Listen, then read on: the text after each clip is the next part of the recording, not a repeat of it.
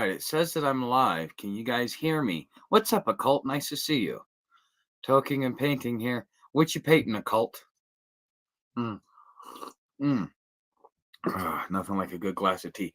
Okay, so per what I said that this Saturday live streams are open live streams. This is where we get to talk about whatever we want to talk about. I'm going to be talking about a lot of things that are going on the personal side. In a lot of ways, it's well the last few every day is kind of like a behind the scenes, but you guys get an update on things that I'm doing, the progressions that I'm making, the ideas that I'm getting. But I also come with a topic, and today I want to talk about AI gaining the reasoning skills.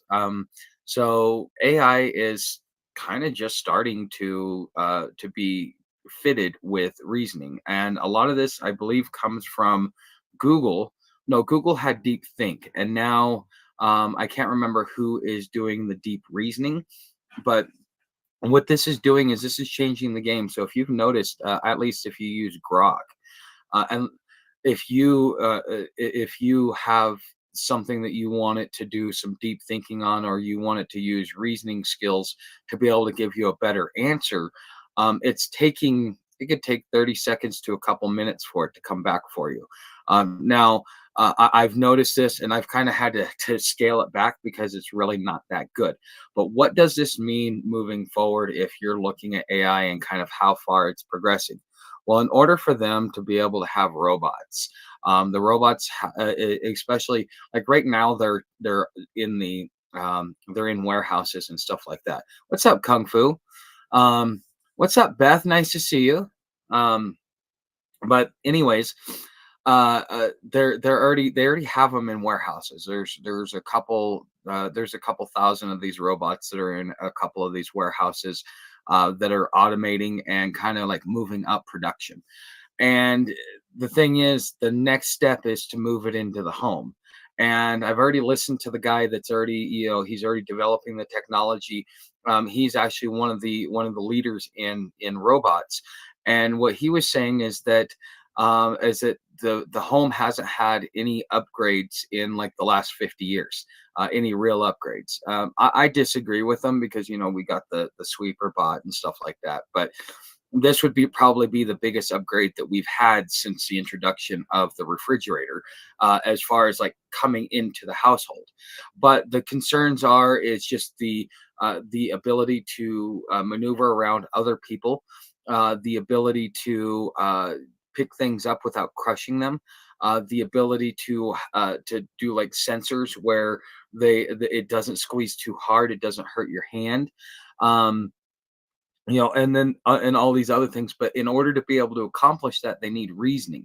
So with reasoning coming out, what this did is this just sped out, or sped up the process of robots coming into the house.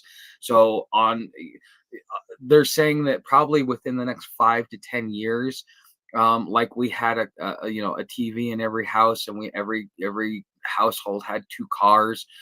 Everybody will have an AI robot, like an AI nanny. It'll probably save you on childcare and stuff like that. And you know that your children are safe. But the thing is, there's a long ways that this technology has got to come. And at first, the rich will be able to be the guinea pigs, and they'll be testing it out to find out what works and what doesn't. And then I don't remember, Beth. I don't remember at all. Yeah.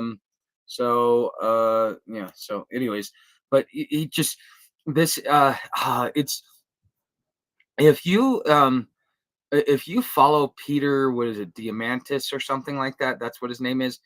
He and oh, I can't remember the other guy's name. There's two main guys that are like they're the Canadian prepper and city preppers of the AI of the AI genre, and they are the ones doing the interview. So if you go over and check them out, you will eventually get um, you'll eventually get all these same stuff that I'm watching.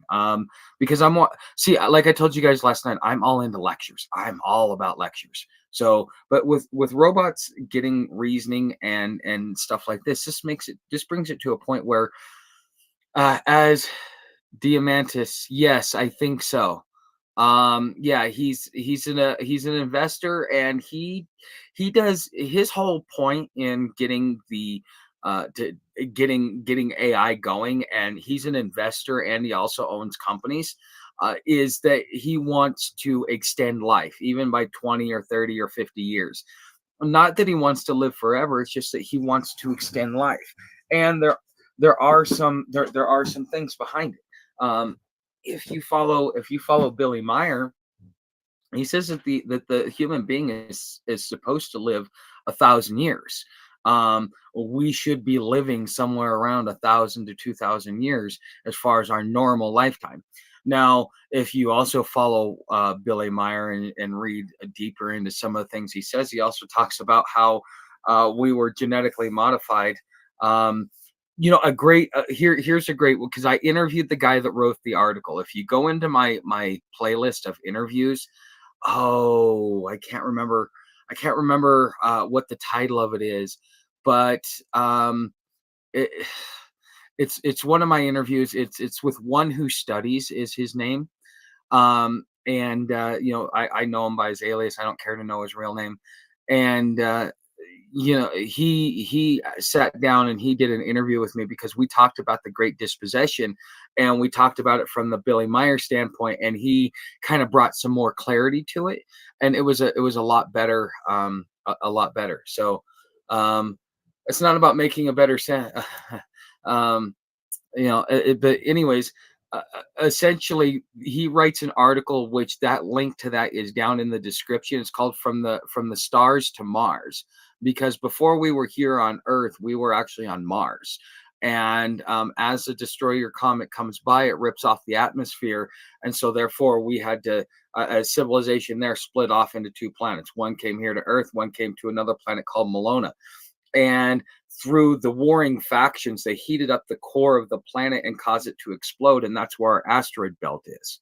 So that is just it's really like, if you look at the history of humanity, at least the way that Billy Meyer puts it out, it kind of, a lot of it just kind of like, wow, okay, this is really interesting. But you gotta, you got to go prove it yourself. Like I say, it's something interesting. So, can AI make better ham and cheese sandwich? It's not about a better ham and cheese sandwich there, Kung Fu. Here's the reality of what AI is. So there is a woman. She makes something like, I think like 10,000 or $100,000 a day.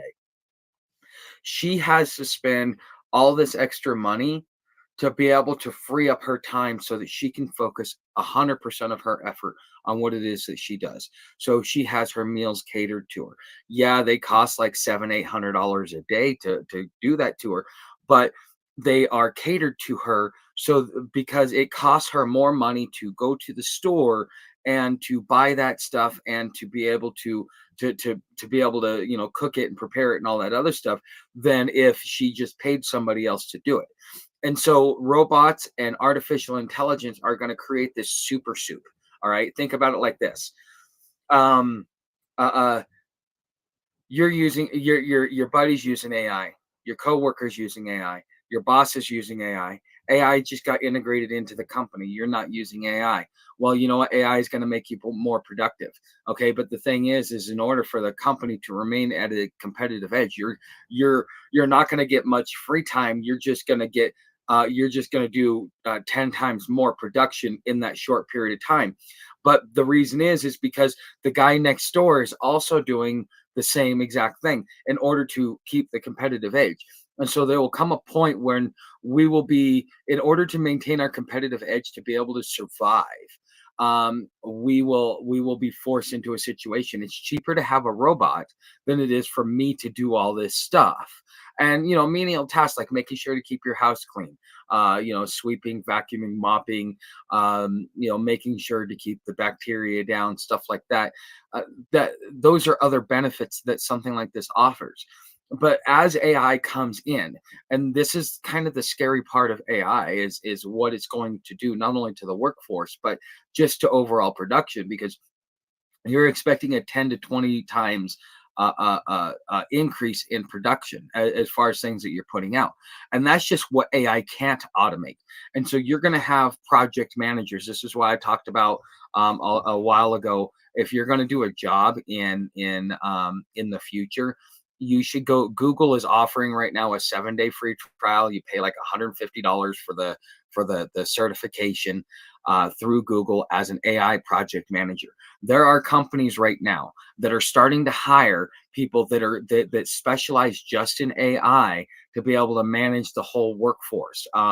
They're creating their own AI departments, and so this is your step in the door to be able to get a menial income if you still want to go work for somebody versus going and building a business or building something like that. Okay, so this is something that as individuals you kind of need to be about. China's capital city is making AI education. Yes, we talked about that a couple days ago. Um, we talked about that a couple days ago. Also, Switzerland's doing the same thing, Chooch. Um, let's see here. Uh, Hold on, let me go back. Wait, okay. Wow, okay. I missed a lot of comments. I will get to all of your comments here. So, leader in robots, 5 years. Okay. Um, I saw the robot cutting Elon Musk's hair. I haven't seen that one yet. Okay, Elon does support some funky haircuts if you look through his pictorial history. Yeah, that is true. Um, but here's Elon. Elon's an interesting story. Have to think of 10 years from now, AGI is next. AGI is already here. Kabuki. The thing about AI being here and stuff like that is that um, AGI, all they really need now that they've got the reasoning and the deep thinking skills, all they need is the computing power. They either need to be more efficient with what it is that they use, or they need to increase the overall power and hardware production.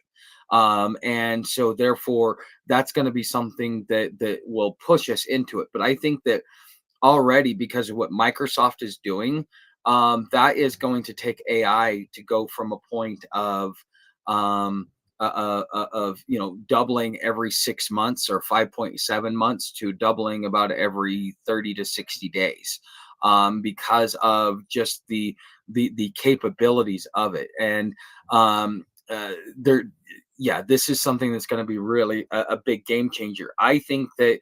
Okay, so I was just watching a podcast the other day. Okay, or actually, it was probably last night or the night before. And on the podcast, the guy is sitting there talking about he's a software development company. He has already automated 20% of his workforce. Okay, so 20%. So you got 100 people. 20 people no longer have the ability to get a job. Okay, because that job has been taken over by AI, and so now the crunch goes up, and therefore wages go down. Okay, and this is going to affect us in the same way that immigration affected us. So you're going to have competition go up, wages go down. And so AI is just going to come in there and completely take over 20% of the workforce right now. Now imagine you get exponential computing power to where now you can double the functionality of AI in 2 years. If we could get this done today, in 2 years time we would probably be near super intelligence, or at least talking about it. But then that's where consciousness comes in as well. Okay, okay, Jenna Chooch, most people don't know. Well, we're still in the infancy stage. We're barely discovering AI, Chooch. So we're barely discovering AI. China's capital city is making AI. Yes. um Yale is already using it too. I did not know that. By 2032. UBI will probably come much sooner than that. UBI, from what I've been told by some insiders that I've had a chance to talk to, UBI has already been approved for by Congress. Um, just that they haven't gotten to a point to dispersing it, but UBI has already been. It was supposed to be rolled out a year ago. I was expecting it to be rolled out, but apparently it never got rolled out. Now, Biden was kind of having like a power struggle, like something like that about putting it out.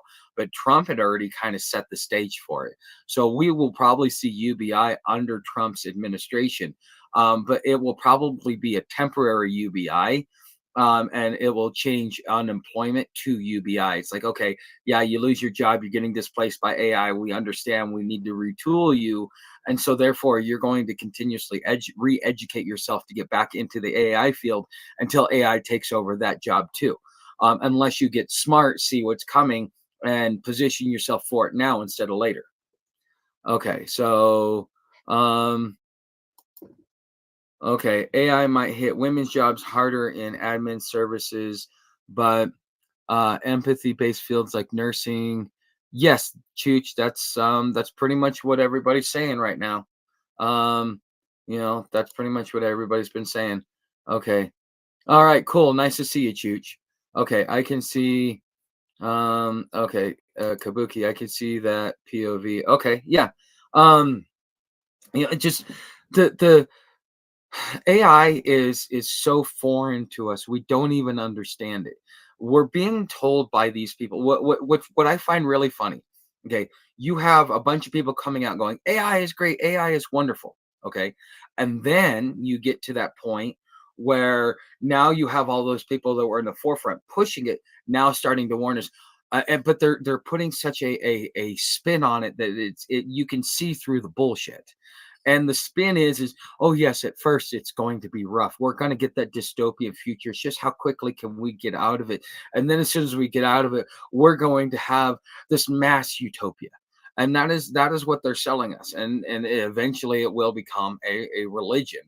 But the reality is that we unleash something on ourselves that we have no idea how to be able to deal with it. And we have allowed it to surpass us in such a way that it will have a chance to do an end around us. Basically, we created our own, I guess you call it an apex predator. So that's just my thought. The idea of building data centers in Greenland was a cool idea. Actually, there's a company that was doing something else, and they are now starting to retool themselves for data centers to kind of help speed up the AI process. I forget who the company is, but I heard about it through the grapevine. So Hollywood is moving to AI. So, Kabuki, huh? 20-year job is gone. Well, I'm sorry, Kabuki. Mm, you know, thing there's things that AI can it looks at everything in a mathematical formula at this point. Okay, at least that's what the gurus are saying. If you've been in any technology field, you understand that concept. It's just ones and zeros. It's what we tell it to do. It's still under our control to a certain extent. Um, but what we will never be able to create a mathematical equation for, unless like maybe 1,000 years from now we might be able to. That'll be completely different. But at least for the next couple hundred years, for the rest of your lifetime and my lifetime and our great grandchildren's lifetime, we will have the corner on the market when it comes to human emotions and raw human ability. Yes, AI is a great knowledge base. Yes, it is a great tool, but it's still because it is a program, it is a simulation. It was not able to simulate everything that we can do as humans. Even we as humans don't fully understand what fully automates us. And I think this is why we're going into the science of consciousness. Oh yes, ASI is according to Glenn Beck, his sources are telling him that we already have ASI. We already have no, we already have AGI, and we're 1 year out from ASI. The problem isn't the technology now. The problem is the hardware. We don't have the hardware to roll it out, so therefore it's just being kept in the back. But this race has pretty much already been decided. And we're just now finding out. Now it's going to be gaining. Now that they've kind of moved in this direction, it's going to start being pushed up to the masses so that they can deploy it as a full-on tool. Because if you've got a company in China that's using AI and a company in the United States that's using AI, the AI is going to attack other AI companies. right? And so therefore, your AI warfare becomes more like corporate warfare and affecting economies, which basically have a direct effect on the people.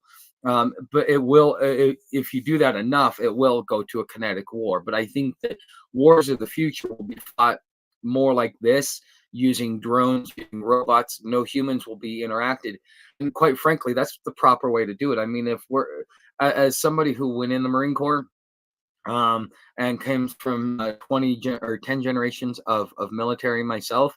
I mean, I only spent 31 days, but okay, hold on. Okay, 2 years ago. Okay, saw it coming. Okay, I don't know. I'm not seeing the viewers. I don't know what's going on here. Um, but anyways, I forgot where I was going because I was kind of looking at stuff. So, but Yale is using. Okay, there will be protests. Kabuki. Okay. Um, the other thing that I wanted to talk about tonight is I wanted to talk about the whole JFK files, because a good friend of mine, he actually posted an article about it. If he comes by and watches it, he can post it in the comments. I'll pin it to the top. But he talks about the papers that are being released, and those papers are what's the word? They're incomplete. And so we got to talking. It's not really about the how anymore. It's more like the who and the why. Or no, it's not about the who. It's more about the why. What was the overall grand plot behind this? Why was it kept silent? Why was all this other stuff? And he's pointing towards the Democratic Party because his evidence is the Democratic Party. Okay, that's fine. I don't think that the Democratic Party, even at that point in time, now if you watch All the President's Men, it's a 5-part documentary from the History Channel, you will hear a story where LBJ's mistress talks about how it was Ford, Nixon, and LBJ, along with Hunt and I think Hunt and Heinz, all together in all of that, and they made that decision to kind of to push the button for all that.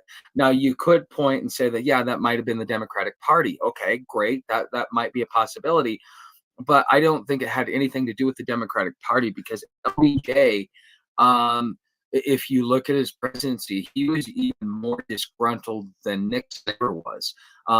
He thought that the whole world hated him, and the whole world did hate him. He actually, the only reason why he even became VP, because Kennedy was looking for someone else, Kennedy hated him, is because he was told that if he didn't, that he would he would be outed about all of his affairs and stuff like that. It would cost him the election. So he's like, okay, fine, I'll take him. And I could see where you had a disgruntled person, but I don't think it would be the Democratic Party as a whole. Now, from what I understand from the Meyer material, checking back. I know that's expected. Okay. Okay, guys, I'm sorry about the reception and everything, Beth. Um, okay, fuck. See, I gotta call Verizon again. They were supposed to give me an update a while ago. Okay, so that's probably why I don't have anybody in here. It's because of signal. Mm. I'm about to send their legal department a notice for this, and we're gonna get this resolved one way or another. But okay, guys, it looks like I'm not getting signal because it is the busy time of day, and the asshole at Verizon that sold me this package sold it to me based upon price instead of what I told him I needed, not understanding that it brought me to lowest priority on signal when there is other stuff. So, anyways, guys, thanks for being here, and I will see you in the next one.